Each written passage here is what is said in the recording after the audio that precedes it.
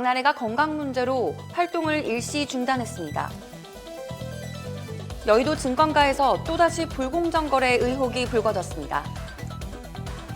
학생부 종합전형 입학생이 정시 입학생보다 국가장학금을 더 많이 받는 것으로 나타났습니다. 한국기독교총연합회 정광훈 목사가 주도한 집회에 막말과 가짜뉴스가 가득했습니다. 세계 최대 온라인 동영상 서비스 업체인 넷플릭스가 미비한 국내 제도 탓에 청소년 보호 의무를 다하지 않고 있다는 지적이 제기됐습니다. 자세한 소식은 잠시 후 뉴스에서 전해드리겠습니다. 시청자 여러분 안녕하십니까? 신동아 방송 뉴스 남사랍니다.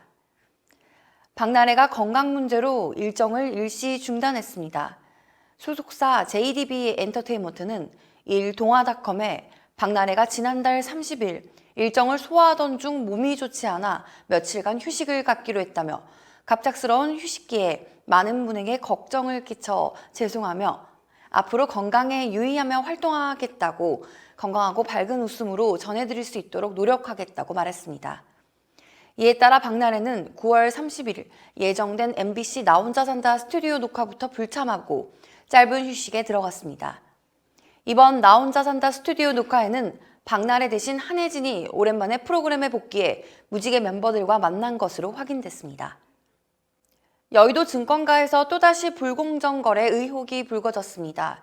금융감독원 자본시장 특별사법경찰은 최근 차명계좌를 이용한 선행매매 혐의로 하나금융투자 리서치센터를 전격 압수수색했습니다. 주요 증권사 애널리스트가 선행매매 혐의로 금융당국의 수사선상에 오른 만큼 수사 범위가 어디까지 확대될지가 초미의 관심사입니다. 당장 시급한 과제는 증권사들이 내부 통제 기준을 좀 더 촘촘히 다듬는 일입니다. 황세훈 자본시장연구원 자본시장실장은 무엇보다 금융사가 소속 직원에 대한 내부 통제 강화에 스스로 나설 수 있게 개인보다는 기관의 책임을 더 무겁게 묻는 방향이 맞다고 강조했습니다.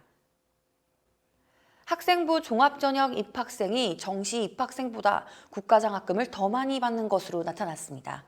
김혜영 더불어민주의원이 교육부로부터 제출받아 분석한 결과 서울 상위 6개 대학, 경희대, 고려대, 서울대, 연세대, 중앙대, 한국외대에서 최근 3년간 2016년에서 2018학년 학종 출신의 국가장학금 수혜율은 36.24%인 반면 정시는 27.02%로 나타났습니다. 소득과 연계에 지급하는 국가장학금 아이유형을 기준으로 살핀 결과입니다. 국가장학금 아이유형을 통해 소득 수준을 추정하는 이유는 전체 학생들의 가구소득을 직접 파악하는 것은 어렵기 때문입니다. 국가장학금 아이유형은 소득 분위기가 가장 높은 90구간을 제외하면 모두 수혜가 가능하기 때문에 아이유형 수혜자 비중에서 고소득자는 원천적으로 배제돼 있습니다. 학종이 금수저 전형이라는 오명을 붙이기에는 무리가 있는 셈입니다. 각계 보수단체들의 반정부 집회가 서울 도심에서 대규모로 열린 가운데 한국기독교총연합회 정광훈 목사가 주도한 집회엔 막말과 가짜뉴스가 가득했습니다. 전광훈 목사가 총괄대표로 있는 문재인 하야 범국민투쟁본부는 3일 오후 1시 광화문 광장에서 집회를 열었습니다. 광장은 태극기와 성조기를 든 참가자들로 가득 찼습니다.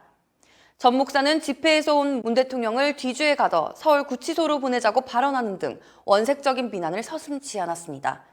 또 3개월 전 기도하다가 대한민국 망한다는 하나님의 음성을 들었다며 그 이후로 한미동맹 파기, 소득주도 경제성장, 탈원전, 4대강 복 해체 등을 들고 5.16 군사 쿠데타를 군인들이 나라를 바로 세운 사건이라고 평가하기도 했습니다.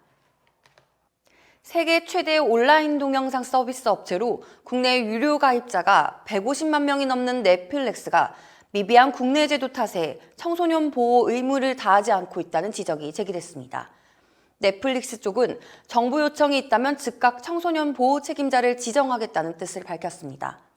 3일 국회 과학기술정보방송통신위원회 김성수 의원이 방송통신위원회에서 받은 자료를 보면 올해 총 62개사가 청소년 보호 책임자 지정 의무 대상 사업자로 분류됐는데 청소년 관람 불가 콘텐츠를 유통하면서 국내 유료 가입자 153만 명을 보유한 넷플릭스는 여기서 빠졌습니다.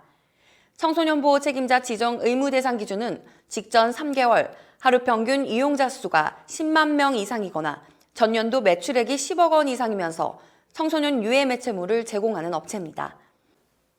이상으로 뉴스를 마치겠습니다. 시청해주신 여러분 고맙습니다.